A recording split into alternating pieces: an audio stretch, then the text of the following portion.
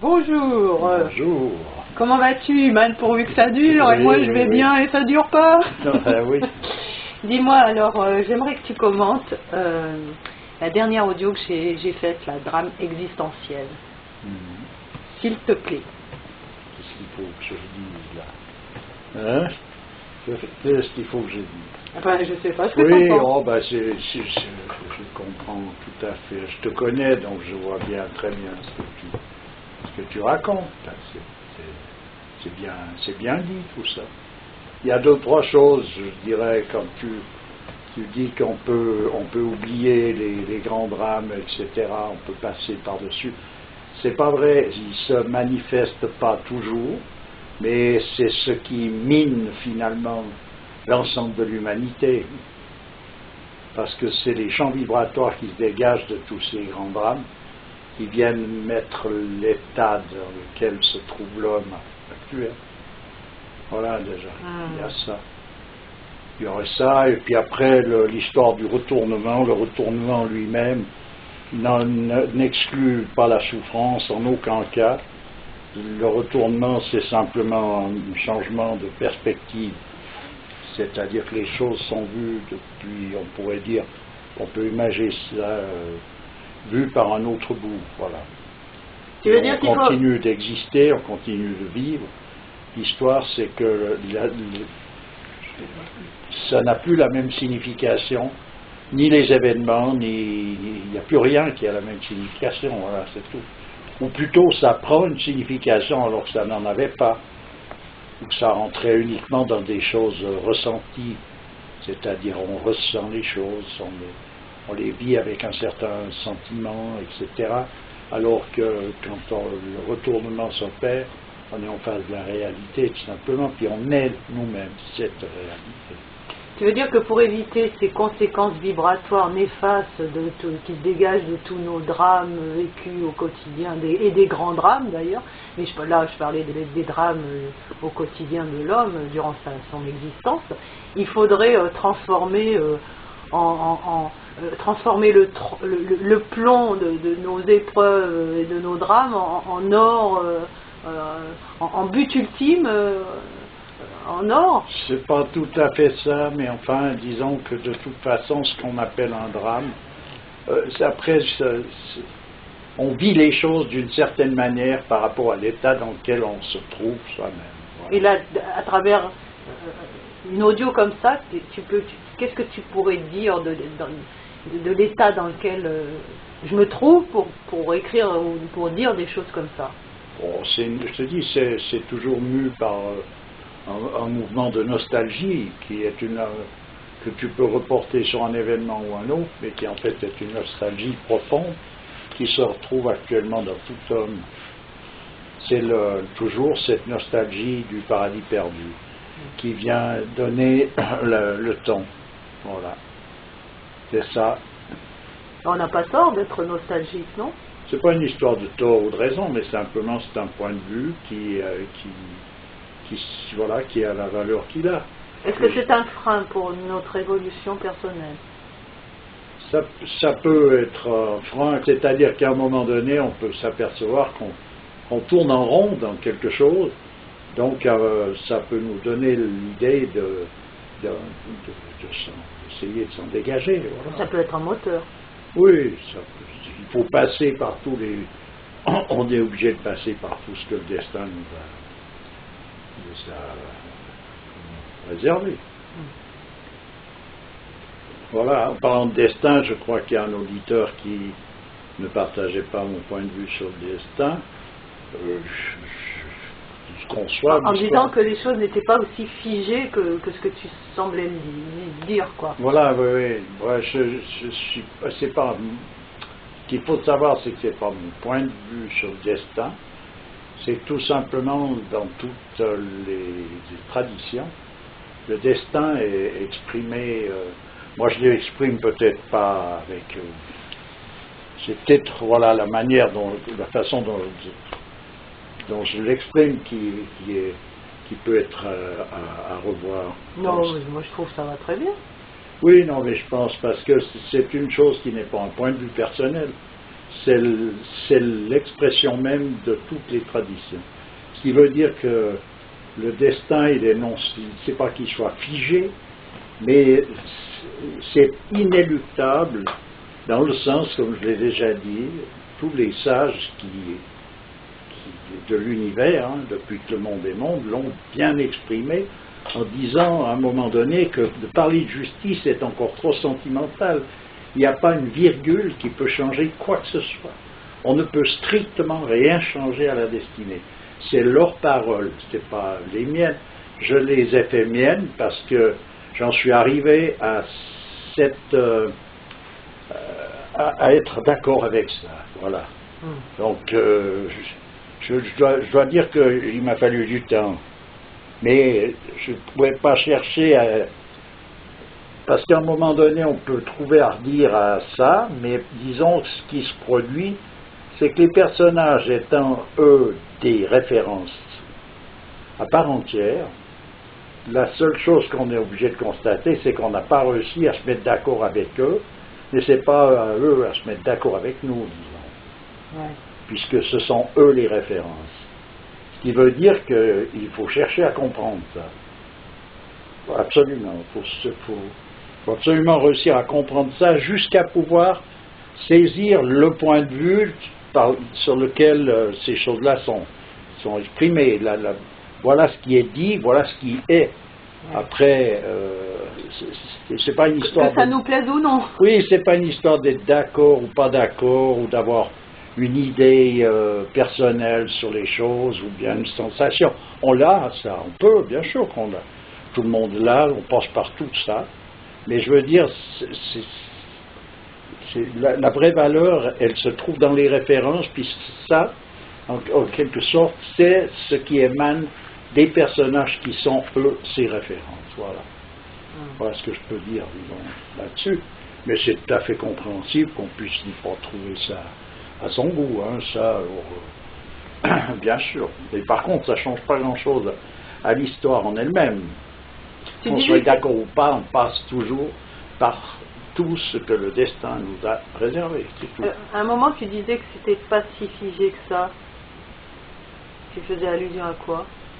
Non, c'est pas une histoire figée. Figée, c'est peut-être pas le mot, mais c'est incontournable, voilà. C'est inéluctable parce que c'est un peu comme si c'était du passé, le destin. C'est quelque chose qui est déjà, qui est acquis. De toute manière, il est déjà inscrit dans le grand livre voilà. universel, quoi. Voilà, c'est quelque chose qui est acquis, donc on ne peut pas changer ça, puisque c'est déjà fait. On ne peut pas changer quelque chose qui est déjà fait, là, en l'occurrence. Voilà. Alors on peut sortir, oui, du destin, on peut dire d'une certaine manière, mais c'est toujours, même un saint, il continue d'exister à son existence, ce que son corps fera, et fait toujours partie donc de la destinée en question, même si lui n'est plus atteint par ces choses-là de la façon dont quelqu'un d'autre peut l'être. D'ailleurs, il n'y a qu'à voir la vie des grands personnages, disons, des personnages clés, la vie du prophète, la vie du Christ, la vie du Bouddha, il n'y a qu'à voir que tout a été fait selon on peut dire, un plan qui est où il n'y a pas eu une virgule qui a changé quoi que ce soit, voilà, dans ce qu'ils ont vécu. C'est toujours les faits, hein, quand on a voulu assassiner Mohammed à plusieurs reprises, il s'est retrouvé dans des situations, celle-ci, voilà, il y a tel personnage qui vient me sauver, lui il est là dans telle situation, il y passe. C'est pas autrement, il y passe. Voilà. Tout était inscrit d'avance de tout ce qu'il allait, partout où il allait passer. C'est ça qui est inéluctable. Ouais, moi j'aimerais comprendre pourquoi on perd la mémoire. Tu parlais de transmigration de l'âme. Pourquoi l'âme, enfin je ne sais pas si c'est l'âme qui perd la mémoire, mais pourquoi on doit perdre la mémoire à chaque fois qu'on est rebasculé dans cette dimension. On ne perd pas nécessairement la mémoire, mais ça dépend de ce qu'on appelle la mémoire. Si c'est une mémoire individuelle, avec le ressenti individuel, bien sûr, mais je veux dire, il y a une mémorisation qui est là. La preuve en est, c'est qu'on revient, continuer, recommencer ce qu'on n'avait pas réussi à faire la fois d'avant. La fois d'avant, on peut dire ça, d'une certaine manière. Voilà. Mais ça n'a rien à voir avec l'individu. Il ne faut pas confondre avec l'individu, le mental, tout ça, c'est tout un. C'est quelque chose qui, à ce niveau-là, est totalement illusoire. Voilà. Donc finalement, on nous redonne plusieurs chances à chaque fois de pouvoir continuer sur cette évolution. Plusieurs chances, c'est encore une façon de parler, dans le sens qu'il y a, on pourrait dire que c'est comme il y a un parcours, il y a un point de départ, puis un point d'arrivée. Ah oui, d'accord, ça reste entre-temps, quoi. Alors on peut musarder le long du chemin, puis on peut prendre tout le temps, puis voilà. On peut perdre son temps, on pourrait dire. À présent, je l'ai perdu véritablement. Hein? Quoi? On ne peut pas revenir en arrière, non. Non, on ne peut pas revenir en arrière. C'est un peu difficile. Ça dépend sur quel point de vue on va se situer. De retourner en arrière. Ce qui est acquis est acquis. Oui, ce qui est acquis est acquis. Voilà. D'accord. C'est sûr. Et c'est pas évident, hein. Et c'est pas évident à exprimer, mais je dis les grands personnages l'ont exprimé. Moi, je fais que de faire le perroquet, hein, quand je dis tout ce que ce corpora est inscrit en lui à la naissance, c'est l'expression même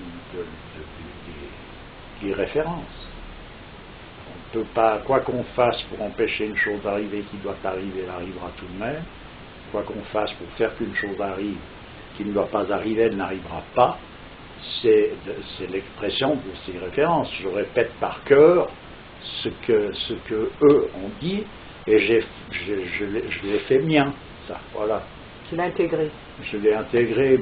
Voilà, moi, voilà mon point de vue.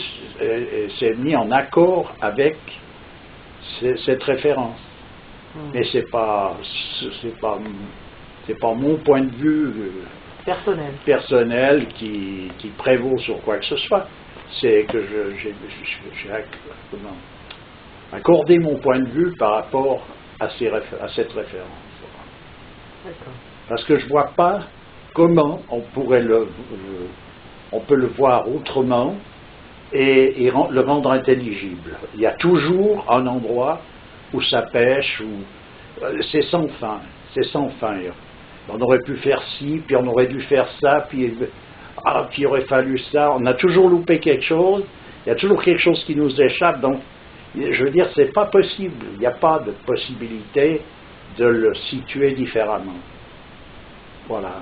Mais ça n'exclut en rien le fait de devoir faire des efforts continus. Ça n'a rien à voir. C'est pas une exclusion de quoi que ce soit. Que le destin soit inéluctable et que les choses soient écrites d'avance, ça ne signifie pas qu'on n'a rien à y faire, puisque justement, on a donc tout le temps de s'occuper de se mettre en accord avec la pensée de l'auteur, c'est-à-dire d'être le plus près, d'essayer de s'approcher le plus possible de la volonté de Dieu, puisque de toute façon, on n'a pas à s'occuper d'un autre aspect qui, de toute manière, a déjà été inscrit. Ça nous laisse du temps libre. Ça nous laisse donc du temps libre. Ce qui veut dire qu'on peut vaquer à toutes les occupations que le destin nous aura réservées, en restant concentré, en quelque sorte, sur cette approche de la volonté de Dieu. Tu veux dire qu'on perd son temps avec tout un tas de considérations dont on ne devrait pas s'occuper, puisque de toute manière, ça ne nous concerne pas? Oui, c'est un mélange. On fait un mélange après. On fait un méli-mélo. Et on oublie, en quelque sorte, le rôle qu'on a à jouer. Voilà. Donc on perd son temps avec la culpabilité, on perd son temps avec...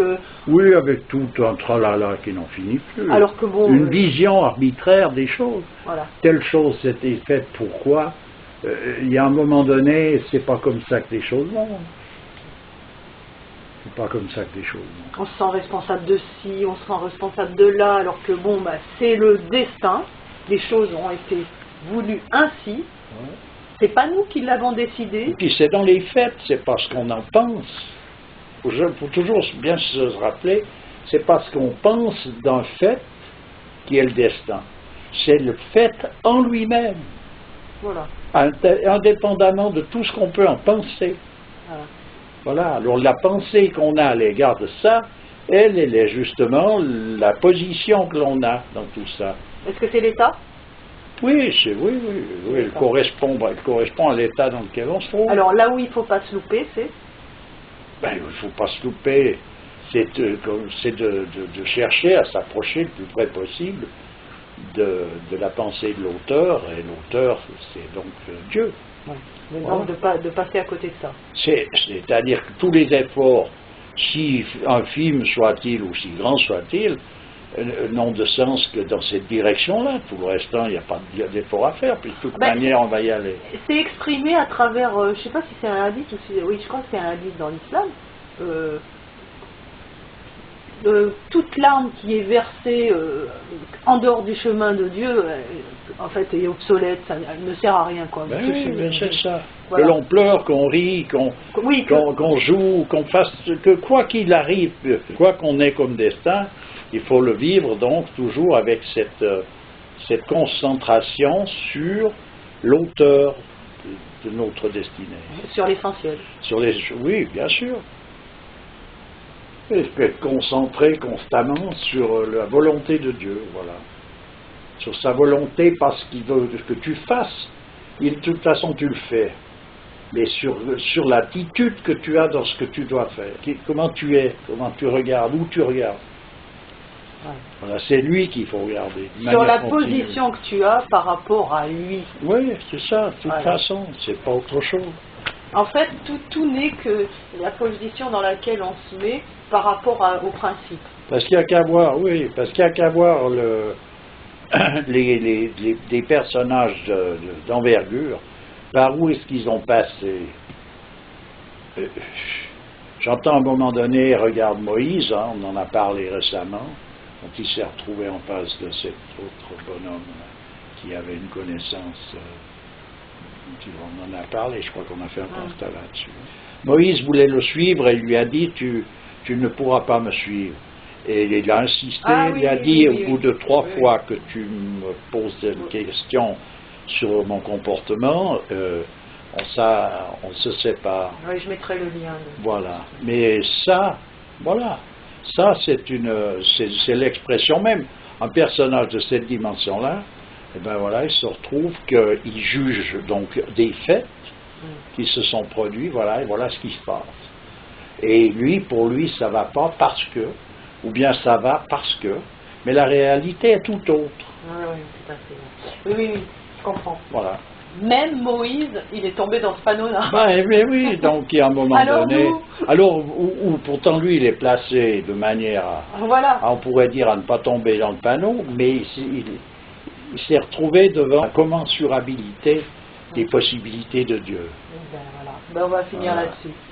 Je te remercie. Toujours avec plaisir.